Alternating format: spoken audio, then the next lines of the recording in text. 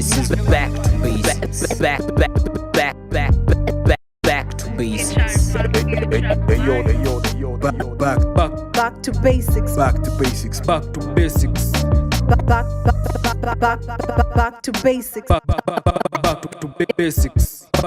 Back To basics. podcast. Back to basics podcast. You're listening to Back to Basics podcast. Yes, we're back, and this is one of those important ones because I've been, from the previous interviews, mmesikia nikisema the financial literacy segment was my favorite, and we are honored to have the facilitator for that, Olivia Ambani. She's here, singer, songwriter. Yes, singer, songwriter, marketing consultant, and money enthusiast. Yes. So conversations are pesa. Yes. As in, I was in cohort 1, and one of my favorite segments and sessions was the financial literacy piece, as in the execution and the insight. Ilikuwa amazing. Baka niko like, man, us guys are getting so much game for free. Yes. It was dope. So how was your experience being one of the lecturers at Passion to Profit? I think for me it was fantastic. It was kind of a dream aligning. A few years before, let's say 2 years before I did the training, I started to be very deliberate about talking publicly about money. So I have a series on my Instagram called Money Conversations, where I just share my journey in money, and then I invite like experts on to share like insights. And I did that for personal reasons because I realized that I wanted to grow, and I can't grow in isolation. True. And then secondly, as a creative, I kept hearing this phrase that, you know, they're bad with money, we're bad with money. It was like an identity that was, and I was like, no, that's not true. I think it's just a state of mind. And so I decided that if I as a creative started to publicly talk about money, I can trigger or maybe change other people's perception. True. To show that it is possible to learn, it's possible to grow, and hopefully create a community where we stop shaming people about money. Yes. And then fast forward to when I did the cohort, like the training, I had been recommended to like HUSTLE SASA by different people to do it because of that Your Instagram. series, the series on Instagram. And so when I was doing it, I was like, this is my chance, like directly to creatives and being very impactful. I was really thinking about, if they leave after 90 minutes, can they action at least one thing? That was how I was actually putting the training together. And I thought about basics as well as like maybe a bit intermediate, True. because I felt like, you know, the class had a range of people. And so for me, it was literally a dream come true, like one of my agendas to change the way creatives think about money. And I've personally, being one of the creatives who was there as a podcaster, I learned a lot. And even talking to other people who walikuwa kwa the segment for our session, for the other sessions, everyone agrees like, yo, the financial literacy class segment ilikuwa poa, manze nililearn a lot. And so many people run away from legal conversations and delicate money conversations. Yes. So seeing people actually gravitating towards that was very, very, very, very powerful. And us guys are forever grateful. Kama hujapatiwa flowers zako for hii session, us guys as Back to Basics, we're giving you proper flowers. So being a creative, you're doubling up as a creative and a money enthusiast. How important are master classes like what us guys have done recently for Passion to Profit? As in, how significant and how important is that, and how frequent and regular should that happen? Firstly, they're extremely important, and I want to really like applaud the team for HUSTLE SASA and everyone who was part of creating it, because they were specific about picking people who are in the industry, actually practically doing it. Very active. You know, and so that means that you can give very practical advice, because you can know the knowledge but not know the industry and not be practicing, so you're out of touch. So one, you know, kudos to them, and like thank you for the thought behind that. I think it's very essential, because not just because of the people or trainers, but because of the community you are introduced to. So I'm sure like for a lot of you guys, you met like what, 700 other creators? Me, I met 999. Look at that. That's Yeah. Yeah. And so I think as people in general, we're as powerful as our network and community. True, so I think they're very important to have because they also trigger you out of like your normal way of thinking. Your cocoon. Yeah, and they help you see where am I. And then in terms of frequency, I think it would be lovely to have them maybe per quarter. Maybe more, but I think when it comes to you choosing one, it's really up to you to decide where am I in my journey and what makes sense for me. And when you attend such masterclasses, be ready to apply because you know we can become serial attenders. Yes, you can. And then you don't action anything. And so obviously understand the season. Sometimes the knowledge comes now and then 3 years later you action, but it's always great if you try and you know apply as much as possible. But I think you know quarterly would be lovely for them to happen, and they're definitely very necessary. And I also I think we need policy around it because the money conversation, the disintegrated conversation about the Kenyan creative economy, I think it also boils down to policy issue. Kwanza, as guys, as in nyinyi artists, musicians, Senator Crystal Lasigi has been pushing for the Kenyan Association of Musicians. Because once that goes through, then I think policy will be mandatory, and then now we can have even minikiku book as a speaker. There's a minimum that I'm supposed to pay you. Yes. As opposed to now when it's naweza kuambia ni aje nitakuexpose to Hey, that exposure nitakuexpose to so and so. Yeah. So I feel how far back how progressive are we in terms of policy making? So I have many thoughts on policy. I think policy is definitely important because it creates an environment that you can thrive in. However, I think as Kenyans, we need to actually free ourselves from always depending on policy. Why? Because your policy is only as good as the people who are receiving the policy. So I actually challenge us as creatives, is the issue really the policy or is it us? You know, so what I say is let's start from where we are. When we're relating with other creatives, do we pay each other? Are we having honest conversations? Are we accountable? Even if you don't have money, something happened, say so. We understand. True. Like things happen. Secondly, are we professional? We can ask for money, but will we deliver? You know, someone books you to, I don't know, shoot something, perform something, you cancel last minute, like all those things matter. And so I think policy, yes, is important, and I think we've definitely come a long way because we have more investment with like HEVA Fund, Ignite Culture, Hustle Sasa, the work they're doing, because it's now showing there is money in this sector. You know, I think a lot of policies go through when there's money.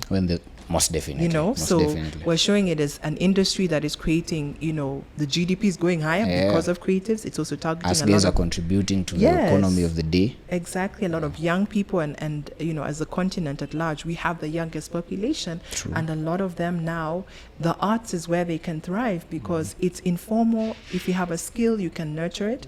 So I think the policy is definitely improved.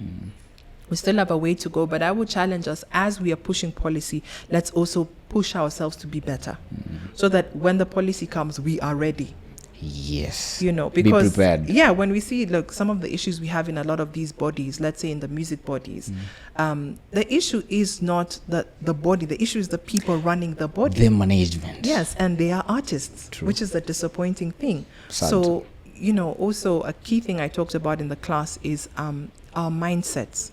A lot of people operate from a lack mindset, so they feel like I can't give you because if I give you, I will lose out. Yeah. I don't believe that. Scarcity mentality. Yeah, scarcity, exactly. If it's mine, it's mine, and we can work together. Plus, this is the arts. Yes, there's enough. There's literally, if we all became singers, we would also have people who listen to us. Most definitely. You know, so, you know, I challenge us as artists to actually prepare for the greatness we say we want. What do you need to do? So that when the policy comes, we're the ones who will actually be applying the policy, right? So it doesn't matter how amazing the policy is. If we're not ready for that policy, we will be the ones to break the very same policy we asked for. Yeah. So that's what I would say, like, we need to work on both sides. Yeah, that's important. That's a very powerful perspective to it, because I was like, please don't complain. No, because I'm all about the change. Of late, I'm operating from a space where we can complain the whole day, or we can gravitate towards solutions. Absolutely. So I'm glad you're part of the solution. Thank Already you. being one of the facilitators at Passion to Profit, that means you're actually a practicing solution-oriented creative. Absolutely. Which I'm honored to be a recipient of your knowledge. Now the other thing, we get back to the music kidogo. How does one strike the balance? Because you're a singer, songwriter, as in Yes. you make amazing music. Thank you. And at the same time, you're heavy invested into financial literacy. So utapata I'm a podcaster. At least for me, I'm in the legal field and I'm a podcaster, and I do so many other things. I do sketches and ABCD, so at least as guys have alternatives. But for musicians, mtu anafaa, as in your point inakujia wapi when you decide ni aje, I'm not just singing and writing songs, I can also pursue this and that and that and that? I think it's a very personal question because it depends on the people. So first it goes down to your beliefs. Like, do you believe that if you do something else, you're cheating on your music? Because there's a lot of people who think like if you do anything else other than your art, then you're not serious. Yeah, you're not really. You're not really. I don't believe in that school of thought, but that's me. That's my personal belief. I believe that, some people have many things they want to do and they benefit, they complement each other. So one, it's a personal decision. You have to decide. If you choose, let me start with the one where you say, no, I want to do something in the arts or something within music. Wonderful. Then look at your income streams now. Where are you earning? Most times you're earning one or two, but you're not developing the others. True. And then why are you earning there? What makes you so good? Is it your contacts? Is it your skill? What makes it so good? Can you maybe increase how much you're earning and then look for other options? So diversify your income in music or in the arts. That's one. The second thing is if you choose to look outside, like I have. So I've diversified within the arts and also outside. And that came, because I'm passionate about all these things, and then the opportunity comes to me. And I'm a big believer in as many income streams as possible. Yay. And if I enjoy it, why not? Right? So I always was like that. Even from the beginning. So it's not like I was creative and then chose otherwise. I funded my album by working, as a marketing person, graphic design. So I did many things to fund. So I've always been the person, if you want to make your music happen, figure it out. Figure it out. Be proactive. Be proactive. So for me, it was kind of normal to be like, what other way? I always ask myself, what skills do you have? How can you make the most of them? Literally, when I was on the way here, I was asking myself, okay, how was your year? What things did you do right? What things did you do wrong? I like evaluating. Spotify Wrapped. Yes, for yourself. Spotify Wrapped for my life, Yeah, so I think for people, the level I would say is do an evaluation first, because don't base it on just emotion. Base it on actual facts. Evaluate what you're doing. Do you like it? Is it giving the results? Yes, no. And you can get a friend or someone you trust to help you do that process. Or even pay for the service. Yeah, pay for the service, right?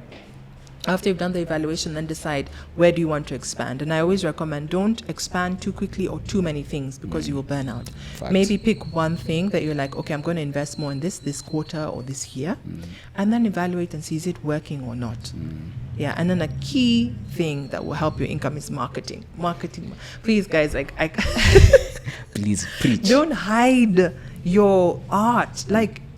Please. Art is supposed to be outside. Yes. Art is like an umbrella. Yes. And marketing doesn't have to be done the way you're doing it, the way I'm doing it. Find a way that makes sense to you to market your work. Facts. You're creative, so get creative on how you market. You don't have to post every day on social media. You don't have to do what everyone is saying. Find a rhythm that makes sense for you. Just the way you paint, the way you do a podcast, the way you do. You found your rhythm. Facts. So find your rhythm in money. Find your rhythm in marketing. But I say this because there's a lot of shame around marketing. People feel like, no, you shouldn't, promote yourself. It means you're desperate. You're overdoing it. Look, I'm if like, the bro. biggest artist, like the other day, Beyonce released a film. How many people did she call to come and talk about the film? I even saw an ad on YouTube. Beyonce, she probably didn't even Queen Bee. necessarily. Yes, if she is marketing, or even let's take Coca-Cola, they literally have it in their policy that a percentage of all the money Goes they back earn to goes back to marketing. Even Safaricom. Let's talk about Safaricom. we all know Coca-Cola, and we'll probably continue to know Coca-Cola. True.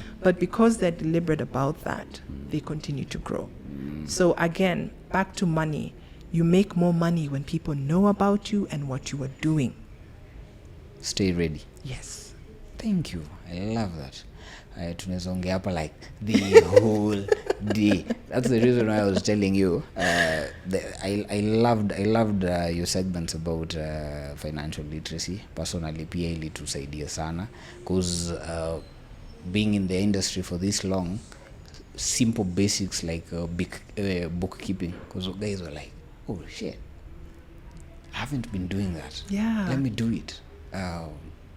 Let me prioritize my budget. Let me offload this here. Let me be disciplined. Let me even have an invoice. I was like, yes, this is important. Yeah. So I appreciate Sana. I learned a lot, and I feel like a lot of the guys who are on the cohort pia wata share the same sentiments with me. It was very, very, very, very amazing. So Olivia, where can people find music? How long have you been at it? Which genre of music do you do? Because the last time I saw you performing was last year at Power 254. Yes. You, Slim Shaka, Monski, and who's the other poet? Mufasa. Yes. Yes, Mufasa that was the event that I saw you. What have you been up to since that day? A lot. Hustle Sasa most definitely one of it. And then Yes. your financial literacy stuff on IG. Yes. How, as in, other than Instagram, where else can guys tap into that information? Do you have a pod? Are you doing like classes? Are you a lecturer somewhere? Yeah, so in terms of like the information, currently not doing any classes, but there's one in the works for next year, because I've had a lot of demand for it. So I'm into that.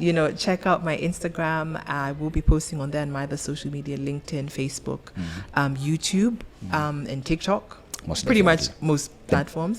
When it comes to my music, Spotify, Apple Music, I'm there. Follow me on Spotify, Hustle so you Sasa? can listen. Yeah, Hustle Sasa, not yet. Please. No, not yet. Please.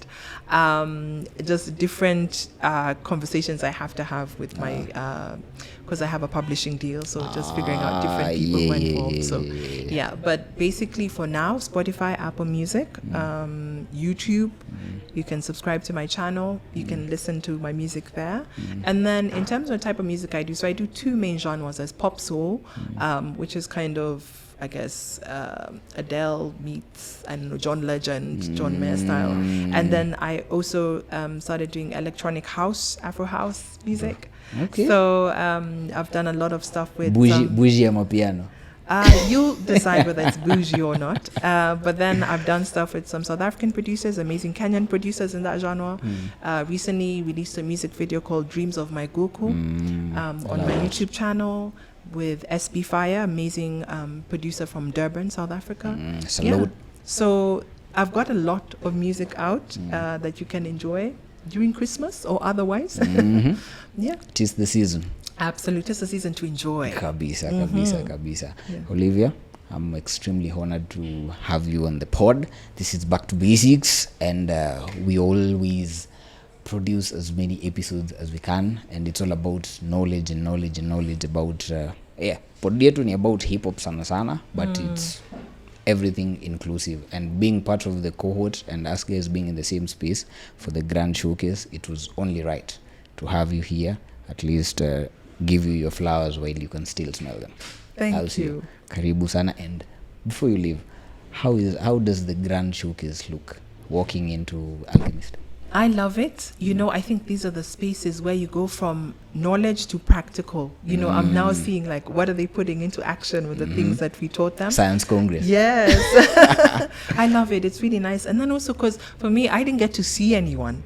Like I was teaching and just saw names. So I now can put like faces to names, or at least to just knowing, you're in cohort 1 and 2. So it's wonderful. And I hope that it actually continues, like more of these happen. It has to. Yeah. It has to. That's one thing. That's a feedback that I think everyone is sending back. Like Hustle Sasa need to figure out how they'll do it frequently. Because it's it's needed by sana in the industry. Absolutely. And I think Yes. the thing I'd like to ask us as creatives is let's support each other. Please. Let's stop waiting for someone else to come and save us. We can save ourselves. So Please. like whatever Hustle Sasa is doing, let's promote it, right? Because they've had to, get funds to make it happen. So let us promote them. Let's support our fellow creatives. Kabisa. Let's keep the communication going. Because if we do that, then there's less work, right? It's not waiting for someone else to come do it. Like Facts. we're already in the group. You're already collectively there. Do something with that network. Yeah. Be proactive. Kabisa. Absolutely. Olivia, shukran sana. Asante. We are honored. Thank you. Bless. Back to basics. As is wrapping up. Hii imekuwa the grand showcase. Kondo Street Lawyer, Back to Basics, Hustle Sasa, Passion to Profit. I think we've done a good segment. So acha tuende huko nje to enjoy. I'll see you. Peace. This is back to basics. Back to basics. Back to basics. Back to basics. Back to basics. Back to basics. Back to basics. Back To basics. podcast. Back to basics podcast. You're listening to Back to Basics podcast.